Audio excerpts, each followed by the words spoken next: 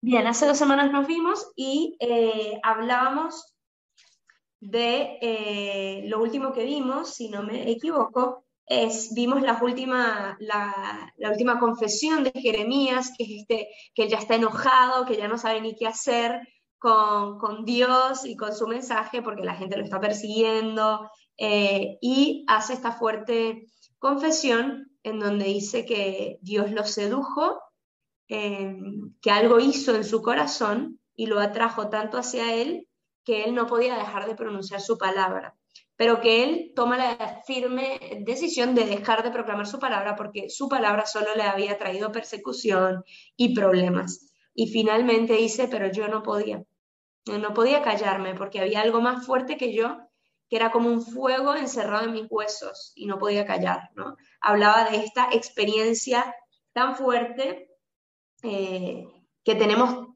de Dios, ¿no? Cuando tenemos una fuerte experiencia de Dios que nos hace, eh,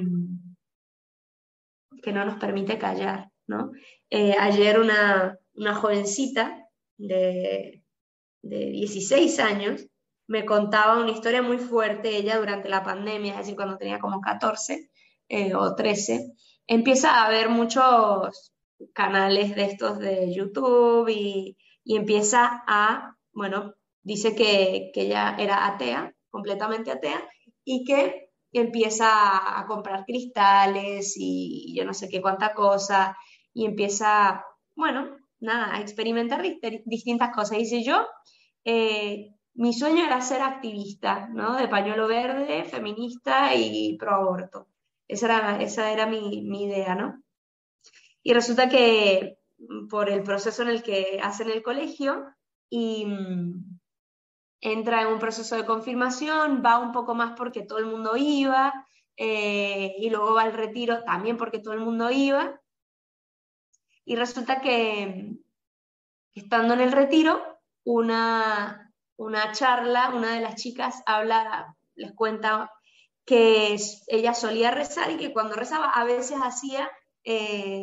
ponía una silla a su lado e invitaba a Jesús a sentarse ahí, ¿no? Y a tener una conversación con Jesús. Y esta otra chica dice, bueno, ni idea, lo voy a probar, ¿no? No tengo ni idea, ¿no? Voy a probar qué tal esto, ¿no?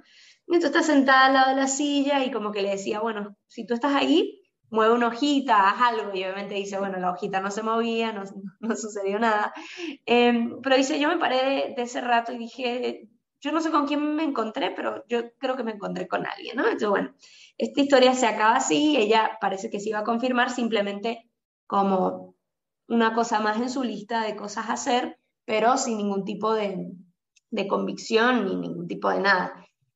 Y cuenta que estando un día en su habitación, ella sola, ¿no? En su habitación, había algo muy fuerte de ella que ella se dio cuenta que ella se resistía a Dios, ¿no? Como que se resistía, no quería. Y como que había una voz dentro de ella que le decía, entrégate, ¿no? Como entrégate, anima a entregarte. Y ella dice que pasó media hora, ¿no? Como batallando con esto, que ella sentía una pesadez fuerte que no podía ella dar el paso hasta que dijo, ¿sabes qué? Me entrego y se quedó dormida. Y a la mañana siguiente dice que se levantó y que todo había encajado, ¿no? Que ella ya entendía todo, que ella había comprendido que el camino, que Jesús es el camino, la verdad y la vida. Y a partir de ahí empezó un camino nada, muy fuerte, ¿no? Y resulta que ahora es una chica muy comprometida, ¿no? Eh, ¿Por qué les cuento esta historia, no? Porque Dios habla en el interior del corazón y hace algo tan fuerte como esto que expresa Jeremías, ¿no? Que hay algo fuerte en el interior, un encuentro que uno tiene con Jesús que no le permite, como Dios nos seduce, ¿no? Nos seduce hasta tal punto que no podemos, si nos dejamos, no podemos ir contra Él, porque Él es todo amor y nos termina seduciendo sus formas, ¿no? No por miedo, porque eso no es seducción, eso es algo que nos coarta la libertad, pero Dios es distinto, ¿no? Lo hace por atracción. Y esto de Jeremías nos los describe muy bien. Y luego el siguiente capítulo, que es el capítulo 21, habíamos hablado de los diferentes caminos, ¿no? Que había un camino que era el de la vida, el de seguir a Dios, que era el de la vida, y el camino de la muerte, que era cuando no seguimos a Dios. Y luego en el capítulo 22, que es el que vamos a arrancar, se titula Requisitoria contra los reyes, ¿no? Requisitoria contra los reyes. Es una recriminación general contra los reyes. Y esto va desde el capítulo 22 hasta el inicio del capítulo 23. Y el capítulo 22 arranca con una recriminación general por las injusticias sociales que habían sido permitidas por los responsables del pueblo, es decir, por los reyes. Y entonces empieza Jeremías a hacer amenazas específicas contra cada uno de los reyes que habían sido sucesores de Josías. Recuérdense que Josías es muy famoso, Josías es el rey que intenta hacer una reforma religiosa, ¿sí? Es este famoso rey, el que yo les he hablado, de Josías y Ezequías, que son los dos reyes que tratan de hacer reformas religiosas. Y son los que, si vamos a Madrid, a el monasterio del Escorial, aparecen los distintos reyes del Antiguo Testamento y ahí va a aparecer no solo el rey Salomón, el rey David, sino también el rey Josías, ¿no? El rey Josías fue un rey que trató de hacer una reforma religiosa y todos los sucesores de Josías hicieron todo para destruir esa reforma religiosa. Entonces, Joaquín, que es uno de los sucesores, Jeremías lo recrimina diciendo que él había sido culpable por haber cuidado solo sus intereses personales, ¿no? Y por eso él recibiría una sepultura infame, ¿no? ¿Por qué? Porque él, siendo responsable, siendo gobernador de otros, solo se preocupó por sí mismo en vez de preocuparse por el bien común. Por eso yo siempre les digo, ¿no? Por eso tenemos que rezar por los gobernantes, porque los gobernantes no es igual que nosotros todos somos egoístas y todos buscamos nuestro propio bien, pero el gobernante tiene una mucha mayor responsabilidad porque nos perjudica a todos, pero en el fondo todos estamos llamados a vivir según el bien común. Pero bueno, como no soy gobernante, me es más fácil actuar en base a mi bien y no al bien común. Y sí, con facilidad recrimino al gobernante. Pero lo primero que yo tengo que hacer es ver si yo estoy viviendo conforme al bien común, para ver si con facilidad, con esa misma facilidad, yo critico al gobernante, dígase el dirigente político, el dirigente religioso, el dirigente de educación académico, el profesor de mi hijo, el director de mi hijo, del director de colegio, ¿no? O sea, ver primero, hacer una autoevaluación. Yo busco el bien común, yo me sacrifico por buscar el bien común, yo me pongo de primero en la cruz buscando el bien común para ver si con esa facilidad señalo al otro, ¿no? Aunque el responsable religioso, político, además tiene una responsabilidad, la tiene, sí la tiene, pero yo también, en mi pequeña medida, la tengo. Resulta que hay una historia que contaba que había un bosque que se empezó a incendiar. Y entonces había un pequeño colibrí que iba hasta la laguna, tomaba en su pico un poco de agua y la llevaba hasta el bosque incendiándose y colocaba el poquito de agua que agarraba en su piquito de colibrí. Y venía, iba, hasta que alguien le pregunta, ¿pero tú crees de verdad que tú vas a apagar el bosque incendiándose? Y le dice, no, yo no creo que yo voy a poder, pero yo hago mi parte. Yo hago mi parte. Ay, ¿dónde está? Y me pongo a sentarme a ver el bosque y a quejarme de que no llegan los bomberos. ¿Yo estoy haciendo mi parte como el colibrí o no? Bien, luego también hay otro sucesor de Josías. El primero se llamaba Joaquim, con M al final, y este se llama Joaquín, o también Conías, también se le llamaba Conías. Y este Jeremías dice que él sería deportado a Babilonia y quedaría sin sucesores. Recuérdense que en el Antiguo Testamento quedar sin sucesores era morir para siempre, ¿no? Era como quedar condenado, porque para ellos no creían o no tenían todavía el concepto de la vida eterna. La forma de perpetuarse en la vida era a través de los descendientes. No tener descendientes era el peor castigo de todos. Y por último, la amenaza se transforma en lamento sobre Jerusalén, que ha sido traicionada por todos sus reyes, ¿no? Una vez que Jeremías habla de todos los reyes, luego se voltea y mira a Jerusalén y llora, ¿no? Se lamenta por Jerusalén, que ha sido traicionada por todos los reyes, que se parece a este acto que tiene Jesús cuando ve Jerusalén desde una colina y se lamenta por Jerusalén. Y dice: yo, que te he querido reunir como una gallina reúne a sus polluelos debajo de su ala, y tú no has querido, Jerusalén, ¿no? Se lamenta por Jerusalén. Bien, y luego el comienzo del capítulo 23 tiene una clara perspectiva mesiánica. Empieza a hablar de los pastores, si se fijan, hay de los pastores, estamos en el capítulo 23, que dispersan y dejan que se pierdan las ovejas de mi rebaño, ¿no? Empieza a recriminar a todos los reyes, hablando de ellos como pastores, porque estos pastores habían sido infieles, habían dispersado las ovejas, y ellos iban a ser sustituidos por pastores que verdaderamente las apacienten. De hecho, si lo leemos, el capítulo 23, en el versículo 3, ¿quién me puede leer el versículo 3 del capítulo 23? Que dice, es Dios que está diciéndole al pueblo, a los pastores: ustedes no han pastoreado apropiadamente a mi pueblo, y entonces, dice el capítulo 3, ¿quién lo tiene? El versículo 3, perdón. ¿Empiezo? Sí. Buenos días. Voy a reunir el resto de mis ovejas, llamándolas de todos los países a donde les haya dispersado. Las haré volver a sus pastos, donde se criarán y se multiplicarán. Perfecto, hasta ahí. ¿Cuál es el sujeto de esa frase? ¿De quién está hablando? ¿Cuál es el sujeto? Yo, ¿no? O sea, ¿quién las va a apacentar?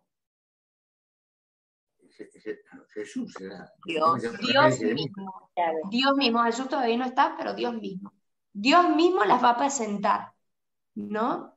Entonces ya aquí hay una prefiguración de quién va a ser el verdadero pastor. Entonces tiene sentido cuando Jesús en Juan, en el Evangelio de Juan, dice: yo soy el buen pastor.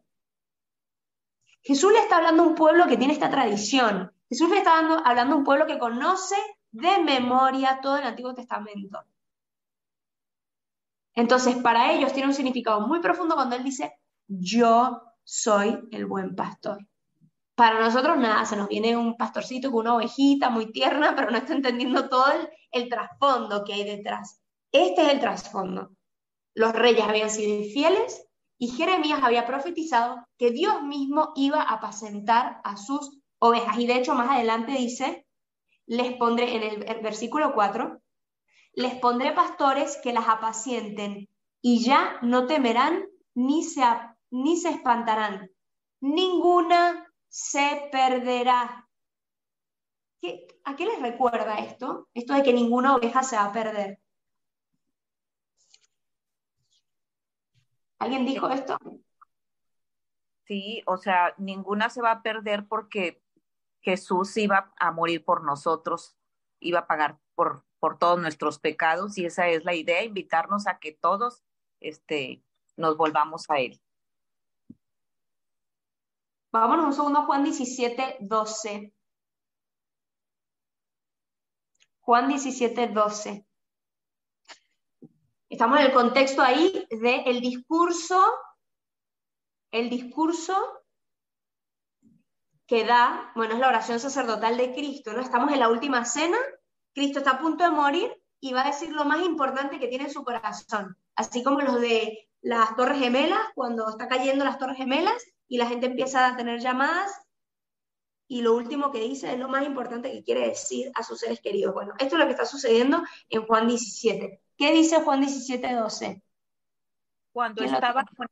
bueno, adelante. Sí, ojos. Cuando estaba con ellos, yo los cuidaba en tu nombre, pues tú me los habías encomendado, y ninguno de ellos se perdió, Ahí. excepto Y ninguno de ellos se perdió. Si nos vamos, ninguno se perderá, nos dice Jeremías. ¿Están viendo el tremendo paralelismo que hay? Pero Jesús no Mari, habla por decir sí. Ahora, después dice, excepto uno, exacto. ¿Y por qué dice excepto uno? y para que se cumpla Por la Judas, escritura. por Sí, Judas. Judas, pero ¿Por qué uno se pierde? ¿Por culpa de Jesús? Para que se cumpliera la escritura. Aparte de que para se cumplir la escritura, ¿por qué alguien se puede perder?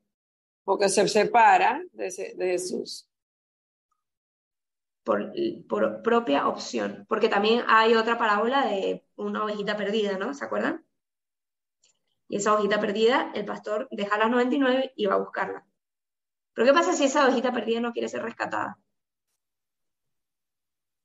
Jesús agarra y le amarra las patas y se las sube, obligada. Ahí la partida te la ganó el otro, el demonio. Y seguro va a ser verdad. Lizzy, perdón. ¿Lizzy? No, la libertad del hombre, ¿verdad? Dios nos respeta la decisión que tomamos. Así es. Así es. Entonces, pero, ¿cuál es el deseo de Dios? Si nosotros nos metemos en el corazón de Dios, ¿cuál es su deseo? Que Que todos todos se se salven. salven. Que todos se salven. Que nadie se pierda. Por lo tanto, tenemos la certeza, y esto es una certeza que hay que clavarla no sé dónde, pero en lo profundo de nuestros corazones, que Dios quiere que nos salvemos. Por lo tanto, si nosotros nos queremos salvar, atentos, estamos salvados. Si nosotros conocemos el corazón de nuestro Dios, y el corazón de nuestro Dios es que nadie se pierda, que todos nos salvemos, basta con que nosotros nos queramos salvar. Basta. La confianza de las... Repetilo. Perdón, Luis. Repetilo de vuelta, por favor. Sí. En el corazón de nuestro Dios están grabadas dos frases. Que ninguno se pierda. Y la otra es que Él quiere que todos se salven.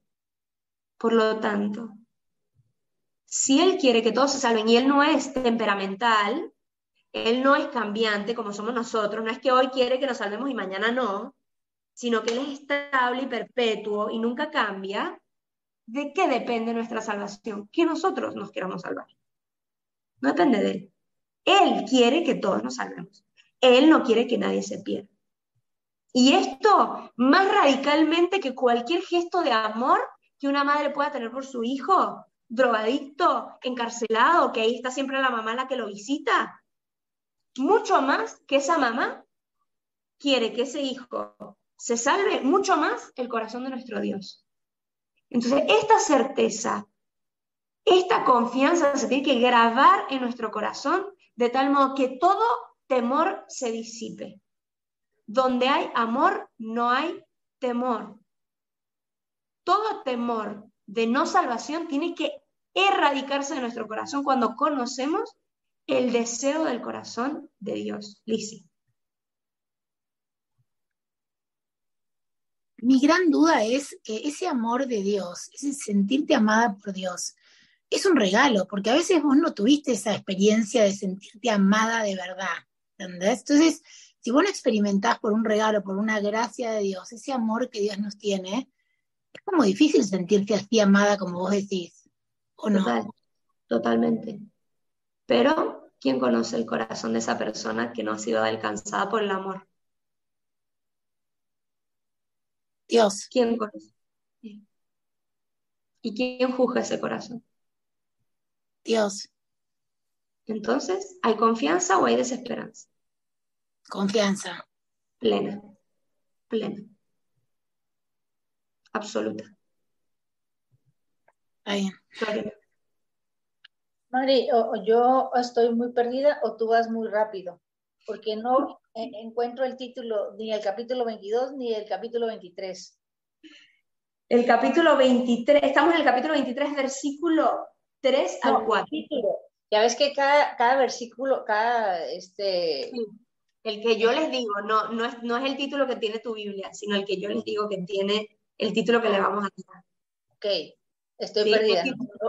No me di cuenta ni el 22 ni el 23. Vale, el 22 y el 23 hasta el versículo 8 se titula requisitoria contra los reyes. Recriminación contra los reyes, ¿sí?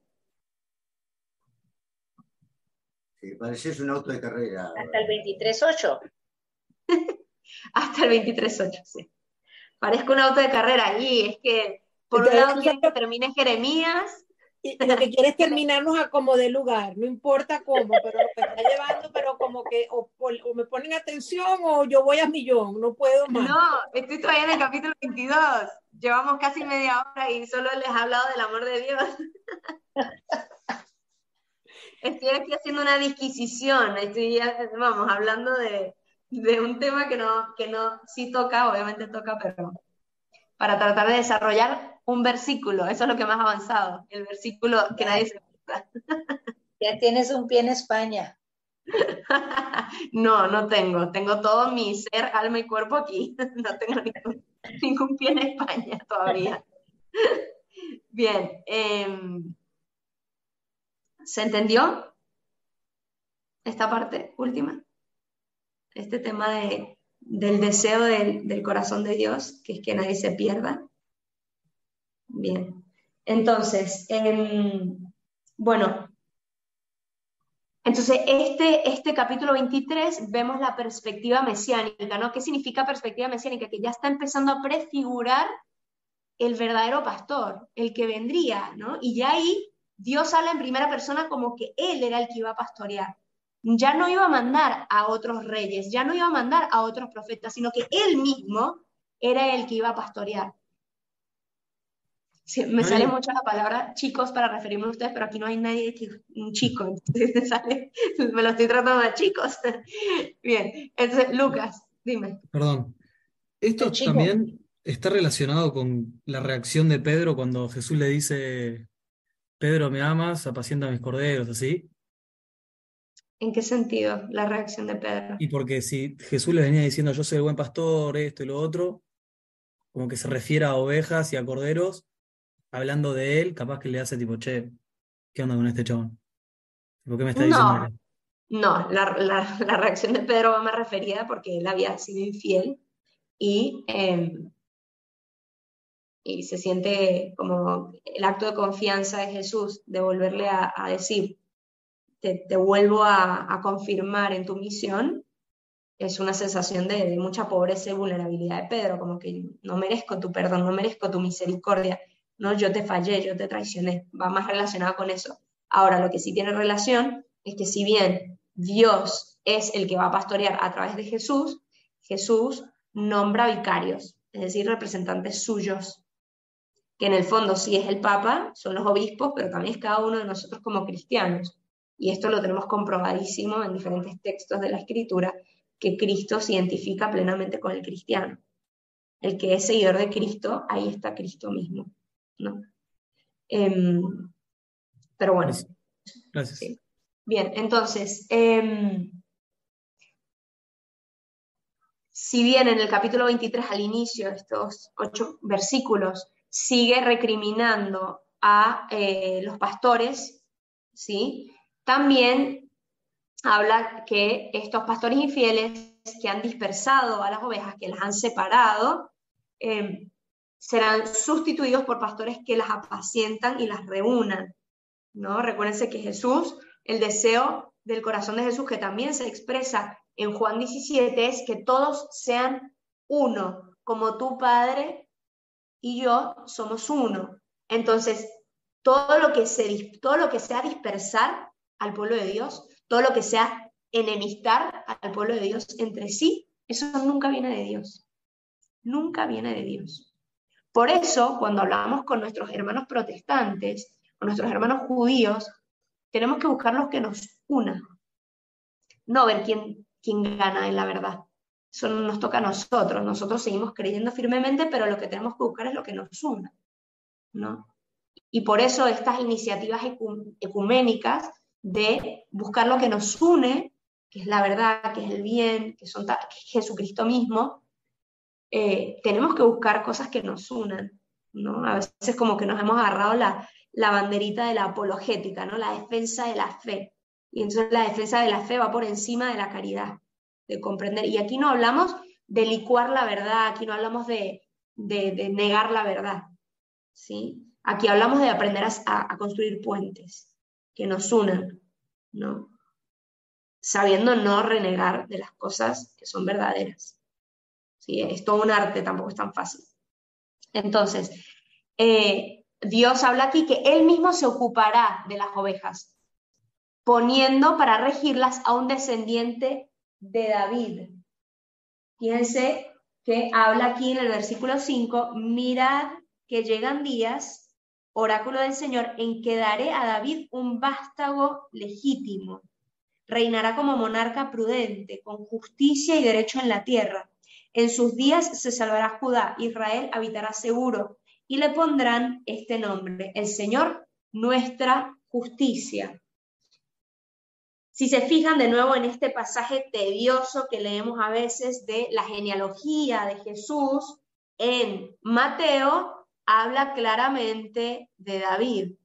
Entonces, nombrar la genealogía, poner a David entre los ascendientes de Jesús, es una forma de decir, la palabra se ha cumplido, ¿no? Dios es un Dios de promesas y Dios es un cumplidor de promesas. Por lo tanto, podemos confiar en que Dios va a cumplir con su promesa, porque lo ha hecho durante siglos, milenios, ¿sí? Bien, y este término curioso, en donde será llamado el Señor nuestra justicia, resulta que Sedecías, otro rey, un rey muy malo, que no supo apacentar a las ovejas, la palabra Sedecías significaba el Señor es mi justicia.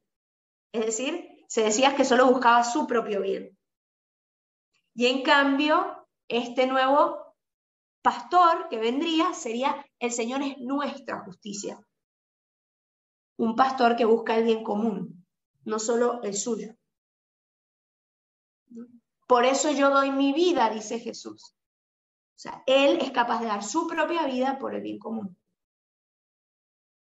¿Se entiende? Bien. Luego el capítulo 23, a partir del versículo 9 hasta el 40, se titularía requisitoria, en este caso, contra los falsos profetas. En el anterior era contra los reyes y en este es contra los falsos profetas. Existían falsos profetas, que eran precisamente los enemigos de Jeremías, ¿no? Jeremías, que era verdadero profeta, hablaba en nombre de Dios e incomodaba a la gente. ¿Y qué hacían los falsos profetas? Pues hablaban un poco para ganarse el cariño de la gente. Y entonces licuaban la verdad, hacían las cosas más fáciles. Y entonces Jeremías, todo el mundo detestaba a Jeremías y en cambio querían a estos falsos profetas. Los falsos profetas, que a gusto, ¿no? Se está con estos falsos profetas, que me dan una palmadita en la espalda, ¿no? Bien. Este capítulo nos habla de estos falsos profetas que se presentan hablando en nombre de Dios, a pesar de que no habían recibido una misión como fue en el caso de Jeremías. En Jeremías, así como en el resto de la Biblia, a estos profetas no se les nombra como falsos profetas, se les llama simplemente profetas, ya que su lenguaje era idéntico al que usaban los auténticos profetas. Entonces se le llamaban profetas. Ahora, atentos, porque cuando leemos en Jeremías los otros profetas, no significa que eran profetas de verdad, porque los van a confundir. Si ustedes creen esto, la forma en que se hablaba y la forma en que se nombraba a los profetas en el Antiguo Testamento, incluso a los falsos profetas se les llamaba profetas, aunque no eran profetas de verdad. Es como, atentos con, no sé, sacerdotes que se han comportado muy mal, que han hecho el mal, y también se les llama sacerdotes y probablemente están ungidos como sacerdotes, y esto no significa que sean buenos sacerdotes o personas que fueron llamados al sacerdocio. No necesariamente. O sea, ¿ustedes creen que todos los sacerdotes que son sacerdotes hoy fueron llamados al sacerdocio? ¿Fueron llamados por Dios al sacerdocio? ¿Sí o no? Yo sí, creo que sí. ¿Todos los que son sacerdotes hoy fueron llamados? Yo creo que algunos no. No, hay algunos que no, que se colaron en el sistema. Por lo tanto, no todo el sacerdote tiene legitimidad simplemente por el hecho de ser sacerdote. Hay que ver si su vida entera es legítima. ¿No? Es como si todas las personas que están casadas hoy fueron conscientes, se casaron por motivos puros, buenos, para amar a su esposa o a su esposo el resto de su vida. No hay ningún casamiento que se hizo por conveniencia. No, para nada, eso ya se sabe. Pero los sacerdotes ya desde el momento que están consagrados tienen los dotes, digamos, la posibilidad de administrar los sacramentos. Eso totalmente, y por lo tanto, siempre que un sacerdote fue legítimamente ungido, los fieles se benefician de su ministerio. Ahora, eso no significa que él sea un sacerdote bueno ni santo. No. ¿Sí? Esto no es para sembrarles dudas sobre los sacerdotes, ni poner así una sensación de distancia. Siempre hay que poner confianza en Dios. Que Dios, mientras él sea el que actúe, el sacerdote puede estar empecatado, o sea, lleno de pecado, y esa Eucaristía es igual de válida. Por eso existe lo que se llama en los sacramentos ex opera operator, es decir, más allá del ministro y su condición de vida, de coherencia, de gracia, de no pecado. Por eso nosotros tenemos la confianza cierta de que no importa la vida del sacerdote, no importa, igual cuando él administra el sacramento, yo recibo la gracia de Dios, porque es Dios quien obra, no es esta persona en concreto. Ahora, que esta persona en concreto me dice, no le hagas ni caso a esas cosas, dan lo mismo, el infierno no existe, el demonio no... Y bueno, ya la doctrina yo no tengo la obligación de creerle. Ahora los sacramentos me llegan a mí con la gracia eficaz. Ahora, la doctrina puede ser doctrina rara, no ortodoxa, pues. Bien. Más allá de eso, que sepan que en la escritura va a aparecer como profetas. Entonces tienen que leer bien el contexto para saber si eran profetas auténticos o no. ¿Cuál era la diferencia entre los mensajes de los falsos profetas y los mensajes de los auténticos profetas? Generalmente, los falsos profetas tenían mensajes consoladores para la gente que obraba el mal.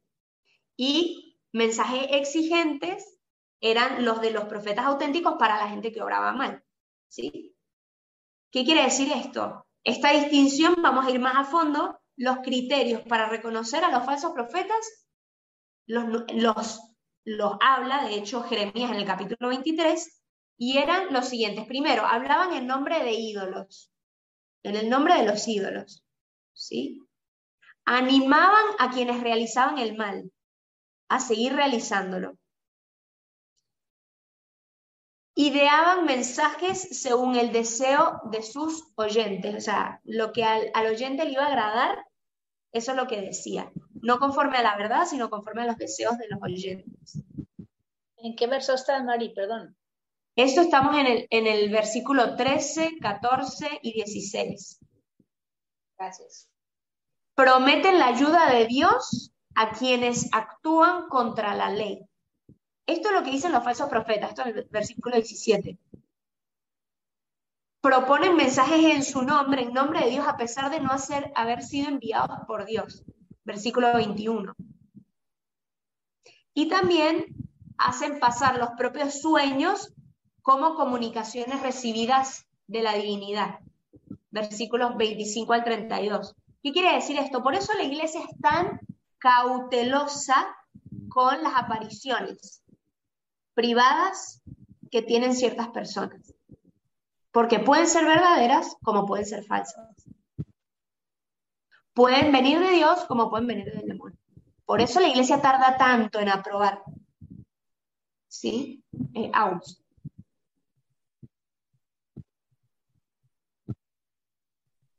Que en el fondo me parece que esto de las apariciones, poner tampoco, no sé, una cosa que no sé si es tan importante y tan importante que que nos atemos a eso, porque en el fondo si Dios nos habla a nosotros, también se nos está apareciendo a cada uno de nosotros en el corazón o de la forma que se le cante la gana, porque como es Dios, entonces no sé hasta qué punto es tan importante esa parte, ¿no? Efectivamente, las apariciones, ninguna, ni siquiera las aprobadas por la iglesia, son dogma. Por lo tanto, incluso la de Lourdes, la de Fátima, la de Guadalupe, yo la puedo poner en cuestionamiento y no es un dogma de fe. Todo lo que realmente hay que darle más peso es aquí. Entonces, si ya yo esto lo tengo integrado, digerido, si ya yo soy la encarnación viviente de la palabra, buenísimo, vete a las apariciones. Pero las apariciones no pueden ser el fundamento de nuestra vida. De hecho, no lo son. Son bastante secundarias. Si las apariciones refuerzan nuestra fe, buenísimo. La fe bíblica, la fe de Cristo, ¿sí? Si no, puede ser tentación, ¿eh? En la tentación puede venir como un ángel disfrazado de luz, como una aparición divina, ¿no? Y de estas cosas que te llevan a los extremos, que quizás no viene de Dios, que quizás lo que te quiere llevar es a vivir algo extremista, a juzgar al otro, termina siendo, hay que ver los frutos. Si los frutos son del Espíritu, Gálatas 5:22, los frutos del Espíritu son amor, afabilidad, paciencia, dominio de sí. Si todo esto lleva a eso, pero ahora si lleva al juicio, a la condena del otro, es dudoso. Ojo, no significa que porque eso me lleve a mí, la aparición no sea cierta, sino el efecto que eso está teniendo en mí. ¿No? Pero con los sacerdotes, por lo que dijiste, lo mismo, entonces. Lo mismo. Exactamente. Sí, tal cual. Por eso nuestra fe se tiene que sostener, no en las personas, no en las apariciones, no, en Dios mismo. Por eso esta famosa frase de tantos santos, solo Dios basta, ¿no? Es de Santa Teresa de Jesús, pero ¿cuántos no? Solo Dios. Y esto no en una religiosidad de la torre, ¿no? En donde yo me encierro en mi torre con Dios y no me importa nada, porque tampoco eso está bien, sino en poner mi fundamento en Dios. Y de hecho, todos los textos que surgen después, todos los dogmas, todo lo que surge de nuestra fe, nace y se fundamenta y se argumenta y se alimenta de la Sagrada Escritura. Todo. Nos vamos al catecismo y todo se fundamenta en la Sagrada Escritura. Nos vamos a los textos magisteriales y todo se fundamenta en la Sagrada Escritura. Así que lo que están haciendo ustedes, estudiar a fondo la Biblia, eso es el fundamento de nuestra fe. Ahí es donde se fundamenta todo. ¿No? Pero efectivamente, las apariciones no tenemos la obligatoriedad de creerlo. No, para nada. El credo es uno. Dios Padre, Dios Hijo, Dios Espíritu Santo. Punto, se acabó. No hay más. Y el credo tal cual. Creo que Dios es Padre, que es todopoderoso, que es creador. Creo que su Hijo se hizo carne a través de la Virgen María. Creo que murió, que resucitó. Estas son las cosas que tenemos que creer. Creo en el Espíritu Santo, creo en la Iglesia, en la comunión de los santos, en la resurrección de la carne. Esto es lo que tengo que creer. Eso. Y de ahí sale todo. Pero efectivamente, está buenísimo, las apariciones y todas estas cosas son piedad popular, son cosas que nos ayudan a fortalecer nuestra fe, pero nuestra fe se sostiene en Dios y únicamente en Él. El día de mañana dicen que no, que siempre no, Medjugorje no era cierto, y bueno, me puede costar, pero no pasa nada. Si mi fe está puesta en Dios. igual los fundadores, ¿no? Se los digo en primera persona, los fundadores de las congregaciones religiosas, la gente maravillosa, los santos, buenísimo, los santos maravillosos son amigos, pero incluso esa exageración de poner al santo fundador de la obra como por encima de Cristo, sin querer, porque obviamente no, es muy, muy peligroso, ¿no? Cristo, solo Cristo, Dios. Después, buenísimo, la gente que nos lleva a Él, excelente, maravilloso. Incluso siendo santos canonizados. ¿Sí? Bien. Bueno, exacto, como el que a veces celebra. Y sí, lamentablemente a veces queremos poner a nuestros fundadores en un lugar que no corresponde. Lamentablemente. Yo ahí agradezco a Dios, a pesar de todo, de entonces tener como fundador únicamente a Jesucristo, ¿no? Sí, ¿no? Son esas cosas que nada, la providencia de Dios también nos ayuda a ubicarnos, ¿verdad? Bien, entonces continuamos. Ya me perdí yo. Bien, lo de los falsos profetas.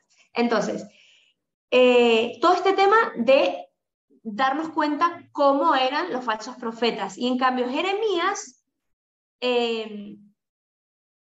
está como, él nos muestra lo que es el verdadero profeta. Y entonces, por otra parte, hay como una expresión que usa Jeremías en el versículo 33, que es muy interesante porque dice aquí: si alguien de este pueblo o un sacerdote o profeta te pregunta ¿cuál es la carga del Señor?, le respondes: la carga son ustedes y voy a dejarlos caer. ¿Qué significa esto? Está Dios hablando con Jeremías y le habla de este tema carga. En hebreo, el término carga se dice masá. Y este masá puede significar peso, puede significar carga, pero también puede significar mensaje u oráculo, ¿no? Entonces, fíjense que primero él dice, si alguien te pregunta cuál es la carga del Señor, en realidad deberíamos decir cuál es el encargo del Señor, cuál es el mensaje del Señor. Y luego dice, ustedes son la masá, pero en este caso sí, la carga de Dios. ¿Por qué? Este juego de palabras que hace Jeremías, él lo estaba dirigiendo contra quienes se burlaban de él, porque le decían, ¿y cuál es el mensaje del Señor? ¿No? Como diciendo, ¿tú qué vas a venir a decir? Y entonces Jeremías utiliza este juego de palabras de masá, la carga del Señor, el mensaje del Señor, es que ustedes son una carga, ¿no? Es que ustedes están provocando a Dios. Entonces, el verdadero peso es el pueblo mismo al que Dios, llevándolo sobre los hombros, se ha cansado de defender. Y entonces dice, este peso ya es un peso muerto y Dios está a punto de descargarla y dejarlo fuera de sí mismo, ¿no? Esta amarga ironía lo que debería generar en el pueblo era comprender que Dios lo que quería de ellos era sinceridad de vida, que ellos fueran honestos con su propia vida y empezaran a actuar conforme a ser pueblo de Dios. ¿Sí? Esto es lo que Dios les está pidiendo a ellos. Pero pues ni lo logra, ¿no? Jeremías utiliza el recurso de la ironía, el recurso de la atracción, todos los recursos literarios posibles los utiliza para tratar de alcanzar el corazón del pueblo y el pueblo no se convierte. ¿Bien? Luego en el capítulo 24 se hace una comparación de los higos buenos y los higos malos. Qué curioso, de nuevo esta imagen de la higuera que Jesucristo tanto usa y que aparece transversalmente durante toda la escritura, tanto los higos como la viña, ¿no? La higuera y la viña, ¿sí? Y entonces en este caso, ¿se acuerdan que durante Jeremías aparecen varias visiones simbólicas, ¿no? El cinturón de lino, ¿sí? El jarrón roto, que se rompe en 1000 pedazos y representaba el pueblo de Israel disperso. Y en este caso es una nueva visión simbólica de los higos, que hay higos buenos e higos malos. ¿Qué pasa? En esa época había un juicio, ¿no?, sobre las personas que se iban a quedar, la parte del pueblo que iba a ser deportada, y los que iban a quedar en Judá. Recuérdense que siempre que había una deportación, no era posible deportarlos a todos. Es imposible sacar a todos, ¿no? Pero se deportaba a la gran mayoría. Perdón. El capítulo 24 se titula Los higos buenos y los higos malos. Tal cual. Higos buenos e higos malos. Y entonces, ¿qué pasa? El relato nos muestra el modo en que Jeremías leía los hechos de la vida cotidiana a la luz de las iluminaciones divinas que él iba recibiendo. ¿Qué pasa? Cuando luego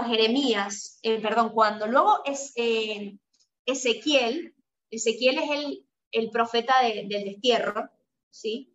Ezequiel se había como transmitido la idea, años después, estamos hablando en el 598, estamos hablando que Jeremías hace esto en el 605, un poco antes de la deportación definitiva, ¿sí?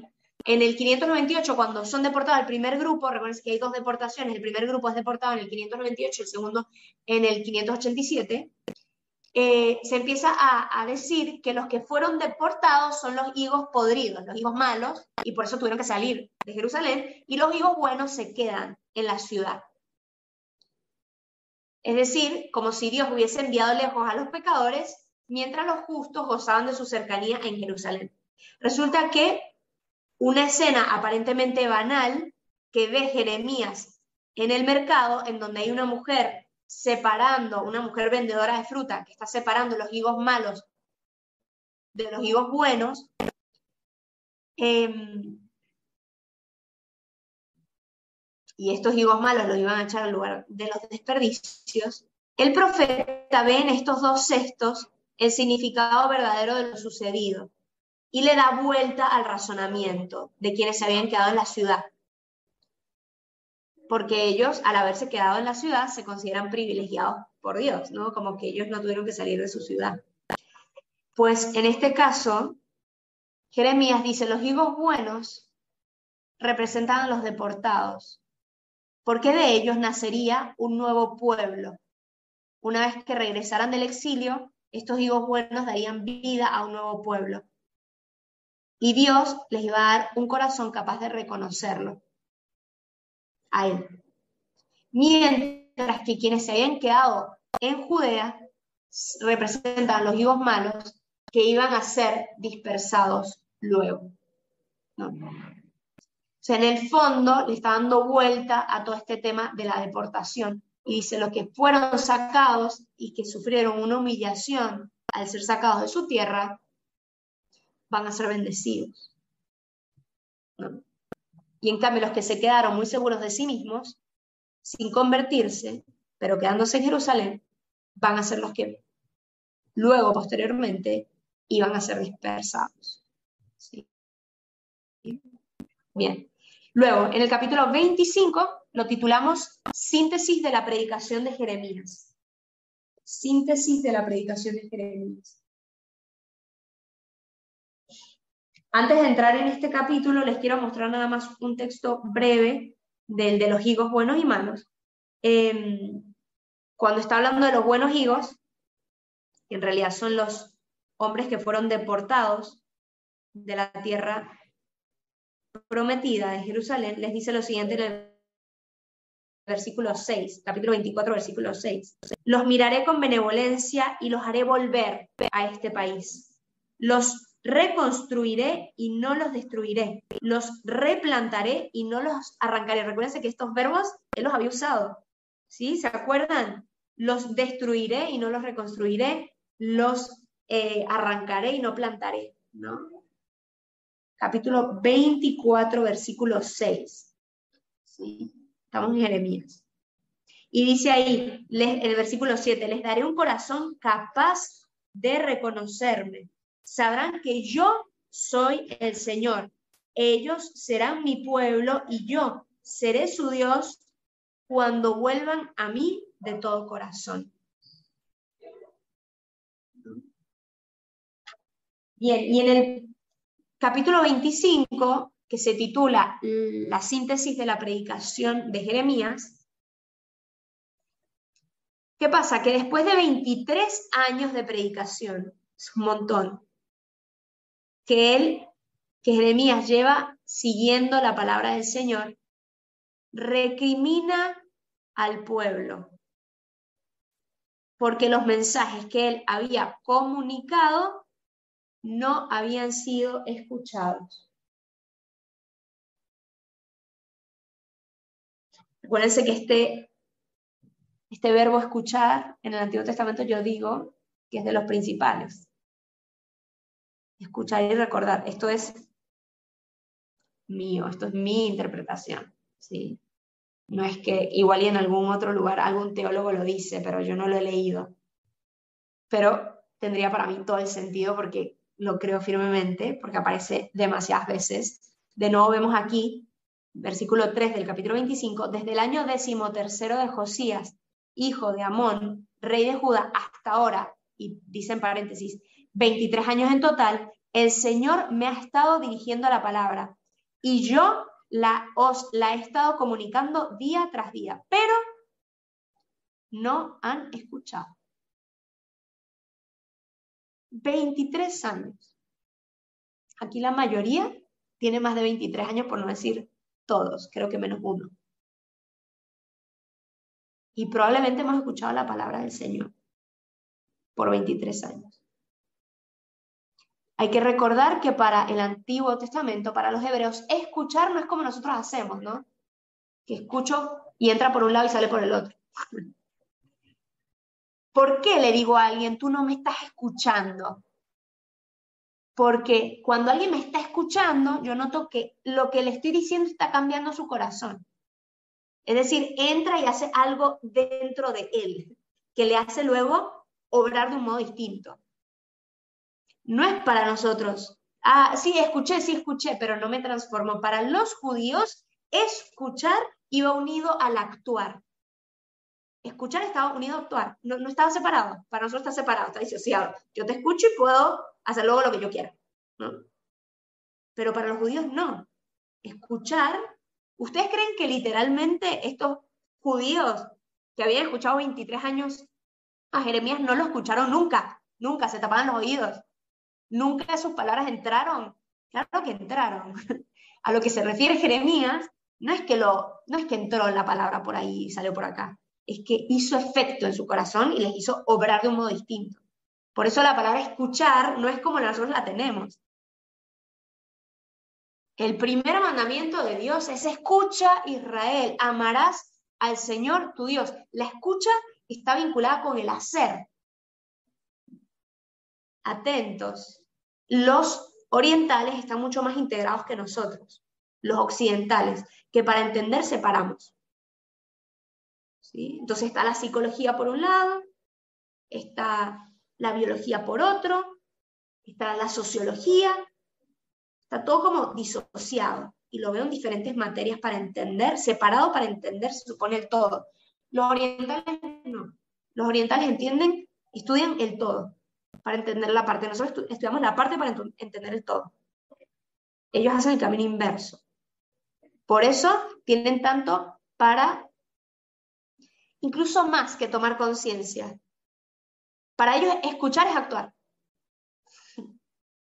Sí, cuando dicen no estás escuchando es porque no estás actuando conforme a eso que estás escuchando. Nosotros hemos distinguido en el castellano oír de escuchar. Y este oír vendría más vinculado con lo que les estoy diciendo, pero en realidad ni siquiera, porque nosotros lo que hemos diferenciado de oír y escuchar, oír es que entra por un lado y escuchar es que te escucho atentamente, pero no significa actuar. Significa que te escucho atentamente, que te estoy haciendo caso, pues. Oír puede ser que te oí, pero no te escuché, pero no, para los judíos era todavía más. Escuchar era actuar. Tengo 23 años y ustedes no han escuchado, porque no han actuado conforme a eso que han escuchado. Por lo tanto, no han escuchado. ¿sí? Y esto es lo que les recrimina constantemente. Ahora, también nos va a aparecer durante este capítulo 25 un atisbo de esperanza en medio del anuncio de terribles castigos, ¿no? Porque Jeremías está profetizando los terribles castigos que vendrían. Pero les dice en el versículo 12 que los castigos tendrían un tiempo limitado de 70 años. Estos 70 años en la Biblia eran considerados la vida media de un hombre. Si nos vamos al Salmo 90, versículo 10, nos dice que son 70 años, ¿no? O sea, habla de 70 años como la vida media de un hombre. Esta duración de 70 años era literal. Hay quienes entienden que estos 70 años se refieren desde el momento en que Jeremías dijo esto, que es en el año 605, hasta el 539, que fue la derrota del reino babilonio por parte de los persas con Ciro. ¿Se acuerdan?